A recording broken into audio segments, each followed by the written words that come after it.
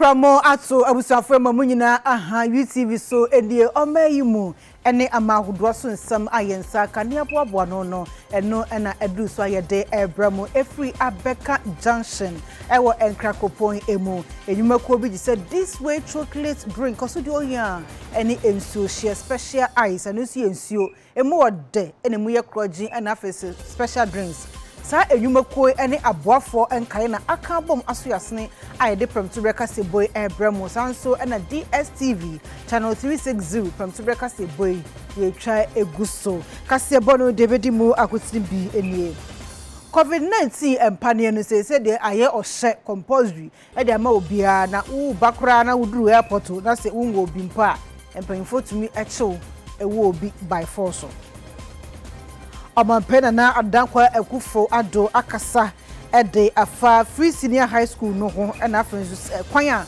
enkwada nansi afaso ahenham atwa afi no so wakasa ede afa ho Omampenya bedeche Dr. Muhammadu Bawumia so ede atodwa se Asantehni akwa koye national asset yeso major padi mu odupa a eni kwanse yetoto na se Malimano naka ewo se February bosumeni mu no na omo eto aba eyimpanyifo fofo na so be sabre womo abato no enya emaso ne no ena womo ede atu edwase ansha ECOWAS man no ebetwe Malimano no aso abusafo wei ene ensembia ebi eka ho na editie na edihwe ene aso no so krogia ye de ebramo ewo UTV so ewo enkran abeka junction Midday ade Afia Adutwumwaa Morosa me ena premtu beka sebo no Midday ebramo afei ensem no enie Amapayina na adodankwa ekufo ado akasa ede afa free senior high school shishaya wode ba ye 2017 September bosumi mu no ehu wode atodwa se wo hwe ekwan a enkoda no efa so etwa wo mo so hwe no afi no a ama ono akasa omampani mu ayedu ni mu ayedu papa na ni nso aso wo se we de woni ana ebo na chi wo sare hye de ho no aka oma no atum si ya bam wo se asansumpo aboa ama enkoda be se 1.6 million wo mu atumi enya entoa so adisua and especially the youth of today who are going to build Ghana. Without an educated populace, we cannot transition from the status of a developing to a developed nation. 5 years on, following the implementation of the free senior high school policy, which has guaranteed a minimum of senior high school education for 1.6 million Ghanaian children, I want to state without any equivocation that I am very proud of the policy and of its results thus far. Yes, there have been challenges associated with this policy, for which government has addressed us substantially, many of them. And look at the waxy results of the first batch of free SHS graduates, whom I choose to call the Akufo-Addo graduates. And that of those whose results have just been released give further evidence of why the free HS policy has been a success so far. There were some who described free SHS as a waste. Some said it would destroy our Ivy League schools. And some indicated that the policy was going to compromise the quality of senior high school education. None of these have happened, and I'm sure they have eggs on their faces now, or should have. Surely, Chairperson, there can no longer be any controversy about the validity of the free SHS policy and its consequential measures. It is working. Let us forego partisan parochial considerations which confer little benefit and all agree the free SHS has to be a part of our national educational architecture for at least a generation, if not forever. Our nation will clearly be empowered and enriched. The completion of 9 model senior high schools across the country is imminent. And in 2022, government will expand the free senior high school program to cover all first-year students in public TVET institutes.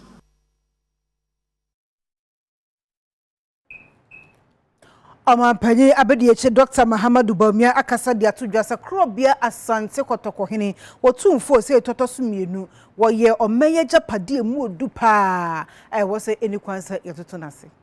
His Excellency Dr. Alhaji Mahmoud Bawumia Ghana man penyini abedi echire mu a asante hene otumfo osetutu eye obi a watimi aboa ama Ghana etime ejina ne nanso pa ose ohwe asomdwie asese abadagbon wo de no to nchen a aba hodo a yeto edu ba bi a na mu aye den enso asante hene otumfo osetutu otosumieno wo de na no tumpe na asomdwie aba afi wo hwe mmode mo a wo bo edefa enwumasua ho a leja asante hene onye ohene anasa asante hene enkoa Ghana nyina enyane mfaso onwonyamfo Dr. Alhaji Mahmoud Bawumia de nsem wetu dwa emra eye Bank of Ghana mpanyimfo ebo edwa wo mo ehye asante hene otumfo osei tutu autosumieno animonyam enene sika kokwa omode aye sika a ye beka ne se eye commemorative gold coin a wo maya asante hene otumfo osei tutu emfonini ene da so ni nyina ekire asomdwie a ope edema Ghana ono ankasa modem mo a wabɔ emra wo bedi ade se asante hene edi aboa tena Bank of Ghana mpanyimfo ehu se yes adiewe no mo de hye otumfo animonyam a ese efata ne no na omampanyina bedi ekire mo se Bank of Ghana mpanyimfo anase oman Ghana anya ne keke efise asante hene yobi a osombo edema Ghana oye japade edema Ghana ne poto kasem ye beka no se oye asset edema omanmu ni nyina asante hene commemorating his 20th anniversary this year, and the commemorative gold coin is basically signifying and it's a fitting tribute of his stature as a pillar of peace in Ghana.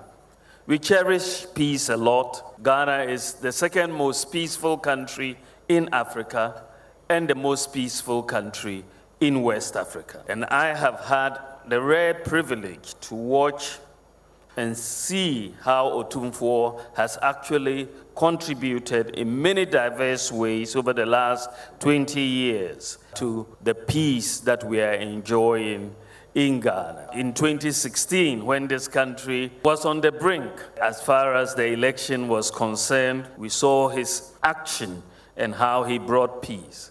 We saw Dagbon, which he worked on for 17 years before we got peace in Dagbon. And in fact, the night before the Yana was enskinned, that night was a very, very difficult night.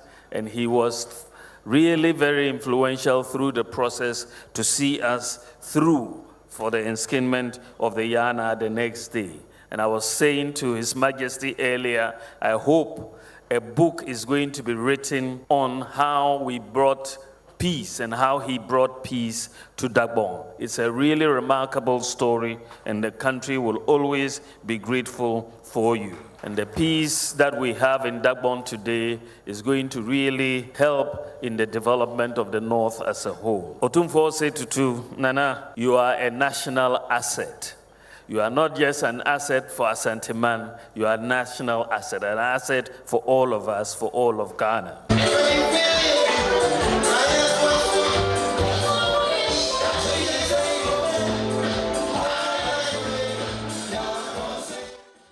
Krobia asante kotokohene otumfo oseeto tosumienu akasa achire sedie sikakoko esi aboa omansi kasam efrimre santen efa Asante hene otumfo se tutu otosumienu echiremu a sikakoko eyade a etimi aboa Ghana pa amaye economy na nkasa etime gina ne nanso nenso so no kwan a amanfo fa so etu sikakoko anasa agudie ewo oman Ghana eno so no ese pa nti yenka ne mienu emmom ne yehu se yakase sikakoko eboa ema oman diye ne ya mfa kwan papa so entu sikakoko a ne yenam kwan bone so a eno so ebesa se oman no asante hene de ensem tuidwa ewo manhia himfie emra Bank of Ghana mpanyimfo ne abamu mpanyimfo ɛhyɛ n'animonyam na 24 karat gold a ɔmotumi de ayɛ coin a kyerɛ asante no otumfoɔ sɛ tutu mfonyini ɛna da so a ɔmode hyɛ no animonyam na mmerɛ a onya akwanya na ɔkasa akyerɛ mpanyimfoɔ no ɛna ɔde nsɛm yi atu edwa. The launch of a gold coin in our honor is something that we truly appreciate and sincerely thank all those who have made it happen. Asante has been acknowledged for centuries as the kingdom of gold. Gold was Asante, and it was the clamor for gold which was the main driver of our colonial conquest. It was not without reason that we were called the Gold Coast. From the Gold Coast to sovereign Ghana, gold has played a major role in the growth and sustenance of our economy. Gold has been the backbone of this nation since the beginning of history. And it is heartwarming to know that Ghana is still the largest gold producer in Africa. But while the nation has gained enormously from the metal, we cannot help acknowledging the legitimate question remain about the proportionality of the benefits relative to the traditional areas from which the metal is mined. As we all know, the process by which we get to the mineral resources entails tremendous damage to and degradation of the lands. The calamitous impact on our environment, compounded by the scourge of galamsey that has afflicted our country for some years now, has struck Ghana and the mining industry deep in the throes of the debates about climate, which is the greatest challenge facing humanity today. How do we reclaim our forest cover and restore our ecosystem? How do we ensure the adoption and sustainable practices in the mining industry? How do we now ensure that the benefits of gold are truly reflected in the communities where they are produced? I am announcing to you tonight and to everybody that Asanteman's commitment to tackle the challenge of deforestation and ensure the reforestation of at least 50% of our degraded forest lands within the next 5 years. We want to be able to do this in partnership with dedicated green investment vehicles to drive the momentum for Ghana's transition to a carbon neutral nation in accordance with our international commitments. Governor Edema Bank of Ghana Dr. Ernest Addison Emra Wakasa na wache Bank of Ghana so edi akyire pa ahwe emmode mu a asante hene otumfo ose tutu otosumi no abo ohwe asomdwe ewo dagbon ohwe impuntudwuma enwumasua ene niema asante hene aye no na ese efata se Bank of Ghana mpanyimfo ehihye saa adwumadie ede bo na baso. We are indeed honored to be part of this special occasion, the launch of the commemorative gold coin in honor of the Royal Majesty Otumfuo Osetutu II, the Asante Hene. There is no doubt that such a gesture was most appropriate given the stature of Otumfuo and how instrumental he has been in ensuring peace in Ghana. The Bank of Ghana has followed with keen interest the painstaking effort of His Majesty in the mediation of peace in Dagbon, and also in ensuring peaceful transition of power from different political administrations over the past 20 years. Under the circumstances, the bank approved the issuance of a commemorative coin and offered to assist to procure the coin through the appropriate channels. The gold coins will be of no monetary value. By that we mean it would not be a medium of exchange and not exactly a legal tender. As a result, the commemorative coin is not expected to display any face value to avoid the risk of being confused with legal tender in circulation.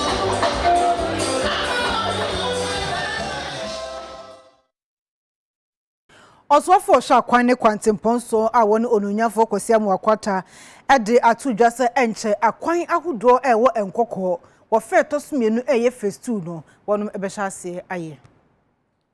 Mr. Speaker, I want to ask the Minister for Roads and Highways when will the construction of phase 2 of the following Nkoko Township roads commence? 1. Akwadu Trado to Mokoko Road. 2. Nkoko Newtown Road. 3. Brotherhood to White House Road. 4. Nkoko Dubai Road. 5. Nkoko SHS Campus Road. And 6. Akwadu to Accra Town Road.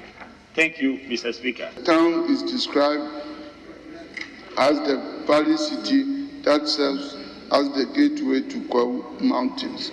Currently, Mr. Speaker, Department of Urban Roads is executing a project for the rehabilitation of some selected roads in the town, titled Rehabilitation of Selected Roads in Nkoko, all measuring 10 kilometers. Mr. Speaker, the contract for the project was awarded on 25th October 2017 for completion on 21st June 2019, which has since elapsed. The original scope has been completed and is currently under the deferred liability period, that is since 7th September 2021. However, a variation order for the second phase of the work is under review for the rehabilitation of additional 17.7 kilometers of roads to improve the overall network connectivity within the Nkoko town. The list of itemized roads, that's 1 to 6, are included in the additional roads to be constructed under phase 2.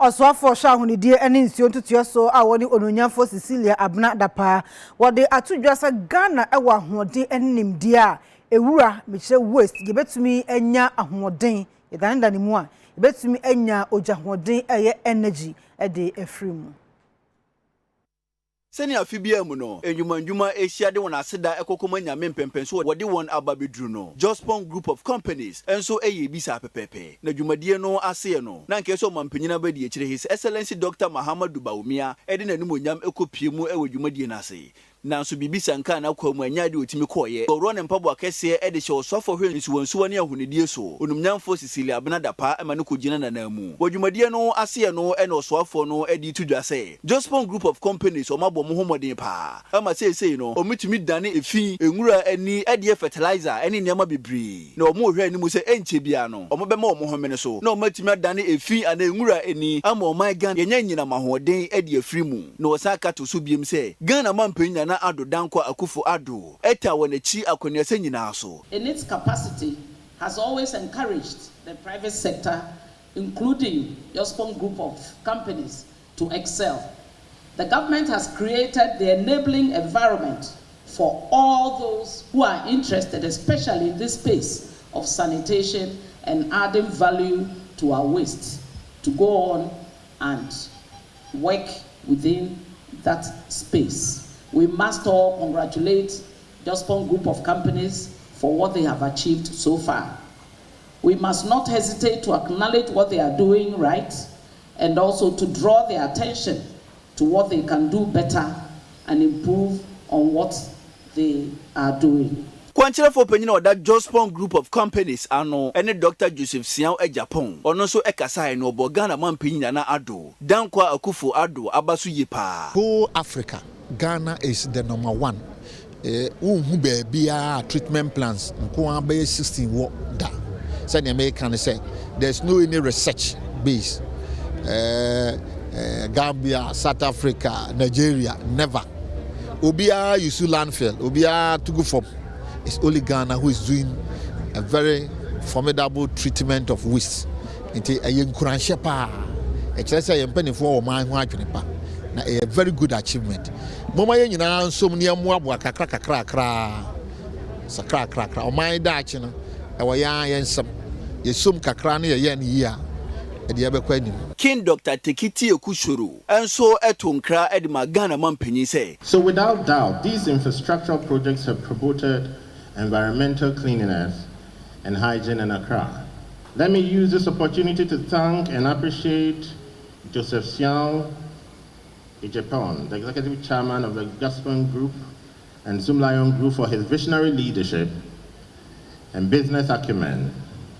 It is for this reason that I entreat the government, the national leaders, to provide policy that will promote budding entrepreneurs, so we can have more of such conglomerates and therefore less of unemployment in Ghana. I encourage today's entrepreneurs to learn from entrepreneurial giants like Dr. Joseph Sian Ejapon. Asoye hwe enwuma ene adansie eso ede atu edwase emra efa adansie ene edan ehan ho no wonom ebe pensen mu ebiem. Opinion no kasa yemu no di tudwa say wona wo ye dan ho niema ene wona wo si adan nyina no ebe o man chichire ne mpuntu mu yentimi nyi wo mu emfiri mu da esan se wondwuma mu no wona wonim di no okuta nkrata no wo fa wona dwuma mu wona wonim die ewo foma wo nkuta krata bia so no wo fa wona dwuma mu na we nyina no edwuma ho nsensem akwa atwe ewo man no mu eye unemployment no ete so pa enti obo maba so no wasan ka to so biem say aban no ede nhyehyeye egu akwan mu a obehu so mfa so enchi bia ode sanse mo nyina kotu de wa bra adwuma ko bi from H&M ebi omu showroom bi ano ewo Spinters. The Ministry of Works and Housing is proud to be part of this initiative of this kind as it creates an opportunity for industry players to share experiences and network to promote continuous growth and development of the construction and manufacturing industry. There is no doubt the Ghanaian construction and manufacturing industry has Awuzafo yetu akase bonu eso na Bank of Ghana Amrado a woni Dr. Ernest Addison wakokasa ede akokasa wa Chartered Institute of Bankers wamu annual week jumedie ase nemu no wakasa edefa eye o May 2022 yensikasem eho. Senior Chartered Institute of Bankers and Afia muno or Afi annual Bankers Week dinner celebration so no what this share so Emma Governor our that Bank of Ghana ano Dr. Ernest Addison ekasa wudwumadi na say and what it just say senior COVID-19 yarewa no etu share wiase so preko pesa no ema wiase sikasem nyina eto api mpinifo modern bone nhyehyeye pa odigu apono so ntino last quarter ewa afimpinu no aduonu 2022 mu no otimi ye nhyehyeye ma oman Ghana esikasem etimi sori gina na naso piem na so nyina mu no enkonkoduru mpempenso a yehwe animu se ebekwa koduru ne titiriu ene saa mbre ya aban no ede na kohoma sika obehia ede abu oman no afimpinu ne aduonu mienu 2022 mu.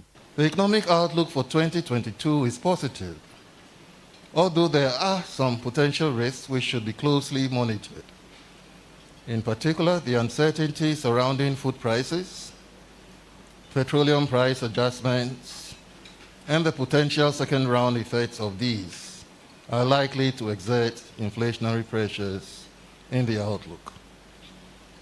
The recent widening of Ghana's sovereign bond spreads after a successful bond issue in April 2021 surprised all of us.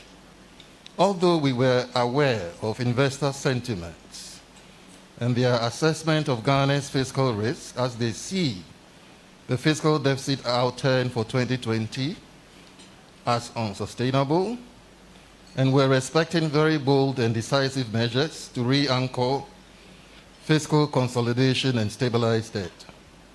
Investors did assess that as compared to our peers, Ghana required a stronger fiscal rectitude to re-establish investor confidence and did not see the mid-year budget as addressing these concerns. Vice President of the Chartered Institute of Bankers ano Dr. Saki enso kasachiri mu se sikakrobia hodo wo Ghana mu nyina no aya adwen cross obeka wo ho abomu na wo ye adwuma se na be na o Ghana yesikasem ebetumi agina na naso biem na digitization agenda no so no wo behwe no de edi dwuma. We are learning to deal with the impact of digitalization. We are learning to deal with increased competition from what we call non-traditional players who were not traditionally playing in that sector. I talk about fintechs, I talk about telcos, I talk about...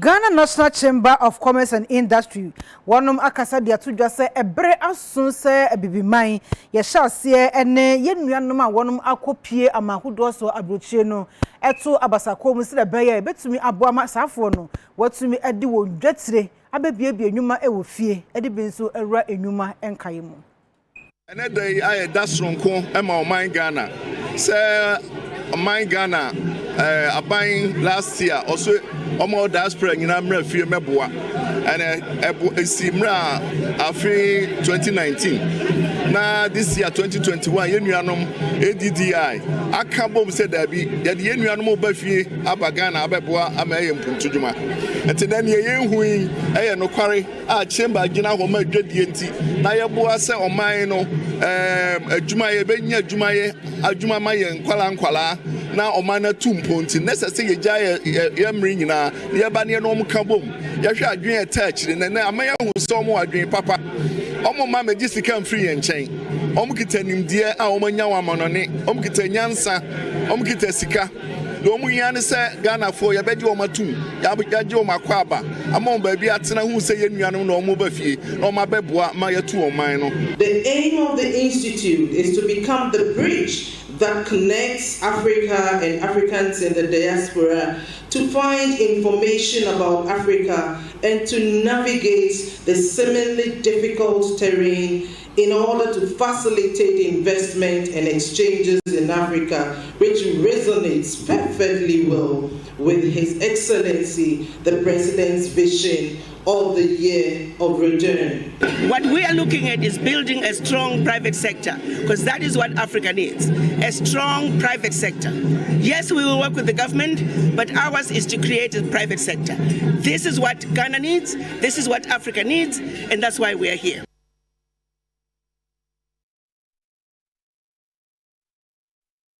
Stay Alive campaign the Uba National Road Safety Authority for one airborne wagina so de ateka akwanhia eso ewo Afia bronya no emu nenam so ama National Road Safety Authority ni fen wo Western North Mantemu no sa da boy wonum abie won dia no.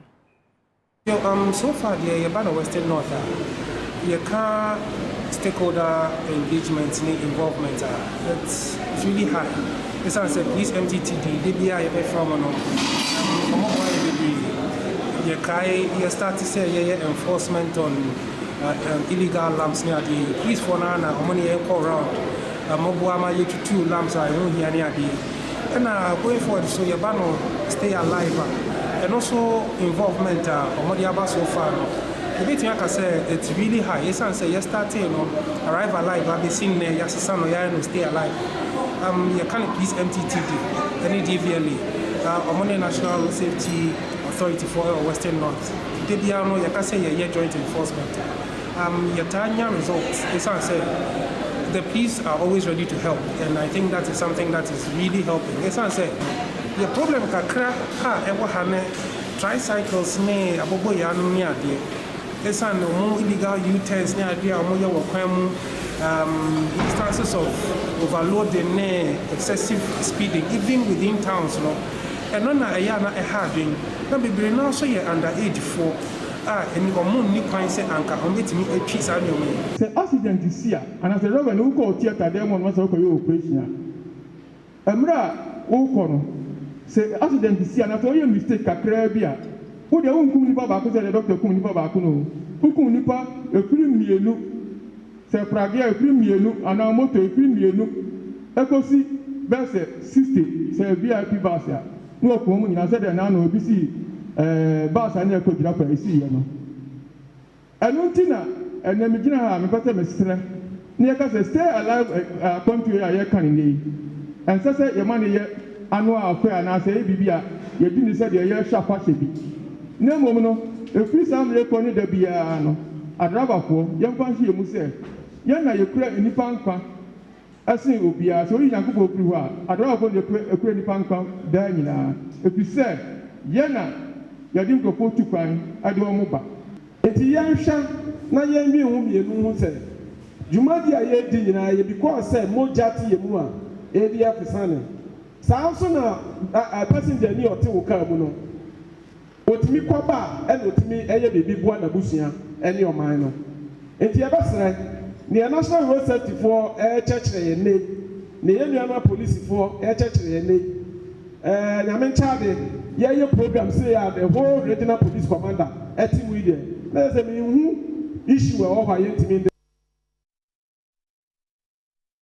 Ausa for your kwa humano so na yene Dr. Abuaje da Costa abo enkomo na Dr. Abuaje da Costa so kwa Ghana Health Service where Director for Health Promotions onyeni paketo akra wa humano so na enkomo ayebebo no efa COVID-19 empanie no ehu yenya ne ntie se eba ye nyina enim ebi mo awo na sinipa dodo no a na wonom enwo he ehu nkomo etese Dr. Sotimeka UTV Premtura Kasebosuni ma hen Yeah, I'm to say. Nyamia dum na mo mpa ebo na mo nso Nyamia dum enso ye ho ye pa.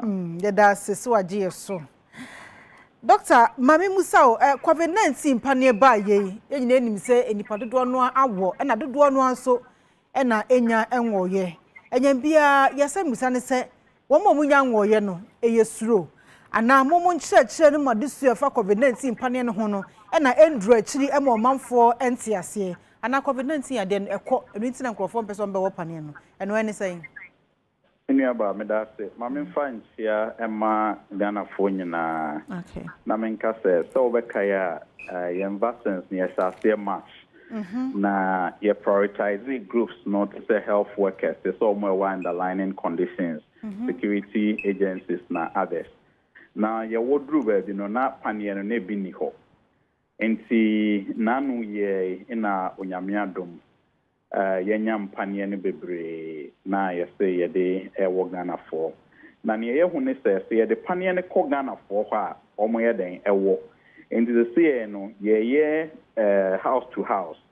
The say ye ko churches, ye ko baby a koko ewo ye ko nyumanyumam ye make sure say amagana ni bia opportunity say omo enwo vaccines ni bi nti exercise ye guso a ekoso pa na Ghana Health Service ye ne say declare the month of December as vaccination month. Nti very soon no we'll be moving into a campaign mood, that is within this week, and within this week we'll be moving into a campaign mood. Said ye be bon de bebre or radio so anyway. But no so interest say bon de you go so ye bon de but see and you use what we call the social mobilization approach. That's the community mobilization approach. Into be transport unions near new Machia, no much almost centers. To see no say transport unions almost de enkran there. Almost the locations nyina amayen say it Mr. Centers ewo ho. Yani ahemfo no so edi nkuta ho okọ Kumasi so a omo ye efie move to house to house any baby bebre nti region bia na strategy awire den were adapted for the social mobilization approach to get people vaccinated, but exercise no ekoye pa na ye betre Ghana for say obia enya pepa ese okọ panien eye ene betimi aboye nyina ho ban. In fact, some nyina mate say yenya new variant. That variant no panien timi no. In fact, me no ka say that protocols yen changing no yen share in face mask yen hohoro yen sa na yen tete entem no the same thing. Enti ye betre Ghana fo nyina say omomwa yen na yen nyina ye mo man mu ne ho ban. Beme na obibebusa se yade se ba ye ejiremu dindindin kura pane mu amfa nhye kon dindindin sa na as COVID-19 yade no ano brasil na chinchin atwan mu se pane yensa ho obi ase mi se obi kura mpo so se omate se wo kura se blood clot ni ade eno so hu nsam ti say oni aba me da say you see the tiene say yare no se wo form say ya ena so ma wo panie na eye because once the virus and the behavior different to say the see can you see Omicron biaba on say the we are seeing na panic but omo wo panie na de once omo no omo sure because omo nim say still say unya yare na kra na ensheda effect no ensheda enye bibi kese Doctor we dey mean twa no Omicron na abanintina afi de COVID-19 panie no mo dey share kon den sana na mpacho there be enye science ya enye Omicron intia the tiene say so be kai say the tiene say we are all not safe until everyone is vaccinated.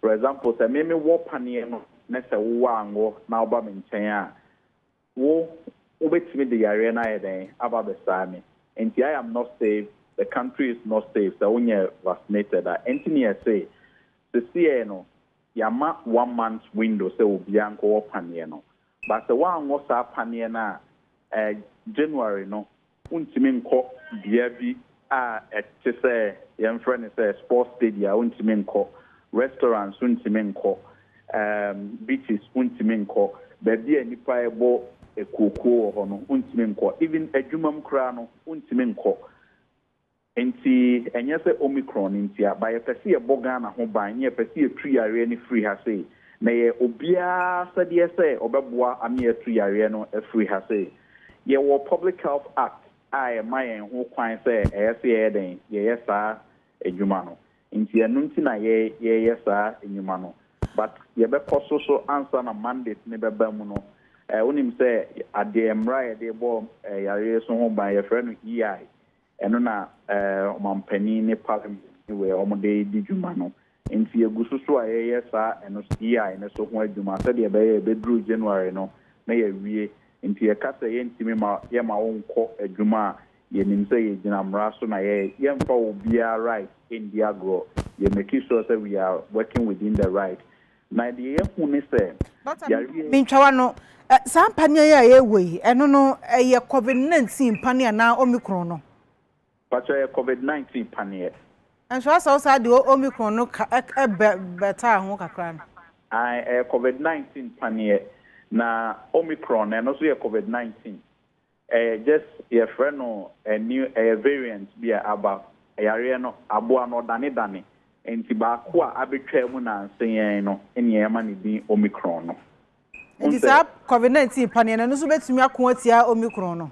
Eno so betimi akwatia omicron no sa ne nim sese na yesanya ntia sese de uduru airport kura by force de ya cho de awo eno ye no kura on me da se eno de ye no kura pa na de tie ne se ohun se ye waves ni nyina ye nya no ye kan waves a ye pandemic ni nyina ye nya no ye hu se we ye pandemic ni nyina ye hu se ni nyina ya na ye imported free nkofo man so na ba ye nkro yi mo enti ubehwa ye airport no ye bibi SCC ho ese ubeduru ho ese ye test the wo ba ekro so ese ye the friend PCR test 72 hours no na ye de ba ku biem so ye de abeka ho se unwo pane a untimi ma ye kro yi mu enti say criteria na say before answer na be enter ye kro ye de nioma miensa na ye den egu akwan mu Oba unya PCR